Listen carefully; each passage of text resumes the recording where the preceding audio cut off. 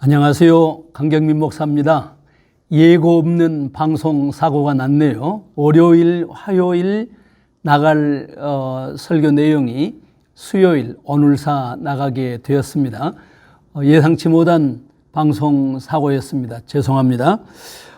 누구든지 인생에 목표가 있습니다. 막연한 목표가 아니라 아주 구체적인 목표지요. 일반적으로 사람들은 그 목표를 달성하게 되면 좀 느슨해지는 게 일반적입니다. 아브라함이 생각했던 인간적인 최고의 목표는 그가 아들을 얻는 것 아니겠습니까? 사라의 몸종이었던 하갈에게서 이스마엘이 탄생하자 그 아브라함이 약간 느슨해진 그런 기운들이 나타나거든요. 그러나 아브라함이 100세 때에 언약의 자손 그 이삭을 얻은 다음부터는 그의 영혼이 아주 한 단계 분명하게 업그레이드 되는 그런 현상들을 우리가 볼 수 있습니다. 그야말로 하나님과 깊고 부요한 그런 교제를 나누는 모습들을 우리가 확인하게 됩니다. 어느 날 하나님께서 아브라함에게 찾아오셔서 아브라함아 이렇게 부르거든요. 성경에 아브라함에 대한 이야기가 많이 나오는데 거의가 3인칭으로 아브라함이 소개가 됩니다. 그런데 아브라함아 이렇게 2인칭으로 소개가 되는 것은 여기가 처음입니다. 아브라함이 성경에 등장한 이후에 처음으로 오늘 본문에서 창세기 22장 1절에서 아브라함을 2인칭으로 호칭을 하지요. 아브라함아. 아브라함이 대답합니다. 제가 여기 있나이다. 얼마나 친근합니까? 아마 이삭 탄생 이후에 하나님과 아브라함의 관계를 이처럼 잘 드러낸 상징적 사건은 없다고 생각합니다.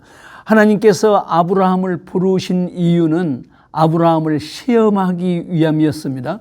시험하다. 그러니까 좀 부정적인 이미지가 있는데요. 사실은 이 문맥 전체를 보면 전혀 부정적인 그런 사건은 아니었습니다. 하나님의 명령이 청천벽력과 같았죠. 내 아들, 내 사랑하는 독자 이삭을 데리고 내가 일러준 모리아 산으로 올라가 그를 번제로 드리라. 이렇게 명령하셨습니다. 도무지 이해할 수 없는 명령이지요. 아브라함만 아니라 모든 인생이 아니 인간의 이성으로서는 도무지 이해할 수 없는 하나님의 명령이었습니다. 그러나 단 한 가지 전제가 있다면 문제는 달라지겠죠. 하나님에 대한 절대 신뢰, 그냥 일반적인 신뢰가 아니라 절대적인 신뢰가 있을 때는 하나님께서 말씀하신 대로 순종하면 그만입니다. 그리고 질문은 그 다음입니다. 그래서 아브라함에게 질문이 없습니다. 즉시 행동했습니다. 아브라함의 순종을 사람의 말로 표현한다면 절대 순종 혹은 순명 이렇게 말할 수 있을 것입니다. 아침 일찍 일어나 두 종과 이삭과 함께 길을 떠났습니다. 결코 머뭇거리지 않았습니다. 나귀에 번제에 쓸 나무를 실었습니다. 그런데 그 길이 무려 사흘길이나 되었습니다. 참으로 긴 여정이지요. 사흘길이 아니라 천년 세월 같은 그런 시간이었을 것입니다. 순종에는 머뭇거림이 없었지만은 어찌 생각마저 멈출 수가 있겠습니까? 후손이 번창하리라는 약속을 받고 고향을 떠난 지 몇 년입니까? 하란에서 아버지 데라와 작별한 시간만 해도 벌써 50여 년의 세월이 흘렀습니다. 하란을 떠난 지 25년 만에 이삭이 태어났지 않습니까? 모리아산으로 갈 때에 나귀 등 뒤에 실었던 그 장작을 이삭이 대신 지고 갔다. 이렇게 성경이 증언하는 걸 보니까 이삭은 이때 이미 20세 전후의 청년이었을 것입니다. 그 오랜 세월 얼마나 많은 사건들이 있었습니까? 아브라함이 이삭을 제물로 바치기 위해 집을 떠나 모리아산으로 가던 그 사흘길 참으로 만감이 교체한 시간이었고 가슴이 찢어지는 시간이었을 것입니다. 아브라함이 무슨 생각을 하고 갔을까요? 아무도 상상할 수 없습니다. 그러나 히브리서 기자는 이렇게 이야기합니다.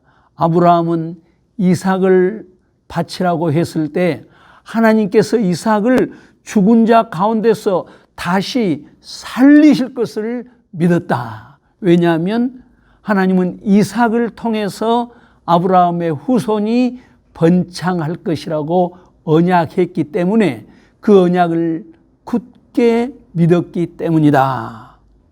아마도 이런 생각은 모리아산으로 가는 그 3일길의 여정에서 아브라함에게 많은 위로를 주었을 겁니다. 가는 도중에 곰곰이 생각해 보니까 두 종이 제단의 현장까지 가는 것이 합당치 않다고 생각이 되었습니다.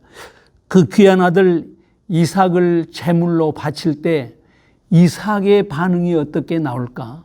얼마나 염려가 됐겠습니까? 하물며 사환들이야 너무나 빤하지요. 사환들은 어떤 경우든지 아브라함의 행동을 이해할 수 없었을 것입니다. 그래서 중간 지점에서 종들을 떼어놓고 제단에 사용할 번제 나무는 이삭에게 지우고 아브라함은 제사에 필요한 불과 칼을 들고 아버지와 아들 단둘이서 먼 길로 나아갑니다. 아버지 아브라함의 얼굴에는 상심이 가득했을 것입니다. 그때 당시의 문화는 큰아들을 자기들이 믿는 신에게 제물로 바치는 게 보편적인 그런 현상이었다고 합니다. 그러니 이삭도 이 상황에서 아무것도 눈치를 못 챘다 이렇게 말할 수 없지 않겠어요? 모리아 산정이 가까워지자 아들 이삭이 아버지를 부릅니다. 내 아버지여. 아버지가 대답하지요. 내가 여기 있다. 아들이 묻습니다. 불과 나무는 있거니와 번제할 어린 양은 어디 있습니까? 아버지의 대답은 일종의 신음이었을 것입니다. 내 아들아, 번제할 제물은, 번제할 어린 양은 하나님이 자기를 위하여 친히 준비할 것이다. 절규에 가까운 그런 대화가 마쳐질 때쯤 돼서 아버지와 아들은 모리아산 정상에 도달했습니다. 제단을 쌓았습니다. 나무불 위에 결박된 아들 이삭을 앉혔습니다. 아들은 그렇게 순수히 재물됨을 자청했던 것입니다. 하나님께 순종하는 아브라함의 마음이 갈기갈기 찢어졌듯이 아버지에게 순종하는 청년 이삭의 마음도 처연한 슬픔을 가누지 못했을 것입니다. 아버지도 아들도 눈을 감았습니다. 드디어 칼을 든 아버지의 손이 하늘 높이 저올립니다. 위기의 순간이었습니다.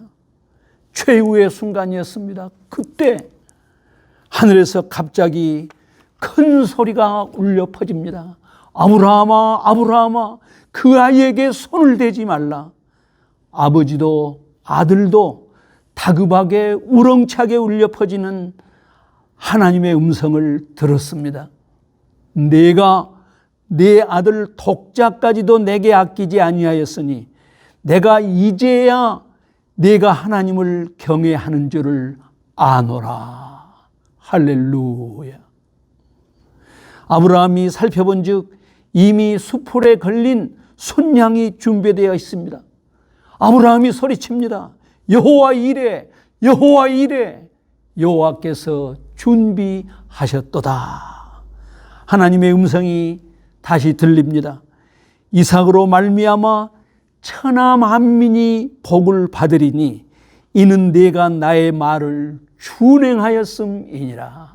이는 내가 나의 말을 준행하였음이니라. 너를 통해 하나님 나라가 이 세상 천하 만국에 번져갈 것이다. 너는 이 중차대한 사명을 위해 부름을 받았다. 너는 이 땅에 성취될 하나님 나라의 기초다, 초석이다. 그 사명을 감당할 수 있는 기본은 내 말을 준행하는 것이다. 내가 나에게 순종한 것을 보니 내가 그 사명을 감당하기에 족하도다. 이것이 하나님의 기쁨이요 하나님의 희열이었습니다. 이 놀라운 사건을 하나님 나라의 설계를 바라보았던 마태는 마태복음 1장 1절에서 이렇게 이야기하지요. 아브라함과 다윗의 자손 예수 그리스도의 세계라. 그렇습니다. 메시아 예수 그리스도는 아브라함을 통해서 이 땅에 오셨습니다. 그리고 아브라함은 당신을 통해 이 땅에 오실 그 메시아를 바라보면서 즐거워했습니다. 요한복음 8장 56절에서 예수님이 하신 말씀이지요. 너희 조상 아브라함은 나의 때 볼 것을 즐거워하다가 보고 기뻐하였느니라. 우리 마지막으로 한 가지 진실만 더 확인하십시다. 하나님께서는 아브라함의 순종, 그 거룩한 순명을 왜 미리서 알지 못하셨을까요? 꼭 알지 못해서 시험했을까요? 그렇습니다. 말로 하는 것은 진실이 아닙니다. 말로 하는 것은 순종이 아닙니다. 좋은 생각, 좋은 마음을 가진 것이 진실일 수 없습니다. 사도 요한의 말씀이 맞습니다. 자녀들아, 우리가 말과 혀로만 사랑하지 말고 행함과 진실함으로 하자. 기도하겠습니다. 하나님 아버지, 감사합니다. 모리아 산 정상에서 아브라함의 그 거룩한 순종을 봅니다. 아버지여, 저희들도 그 거룩한 순종의 삶, 순명의 삶을 향하여 한 걸음 한 걸음 나아가게 하여 주시옵소서. 예수님 거룩하신 이름으로 기도하옵나이다. 아멘. 구독, 좋아요, 알람 설정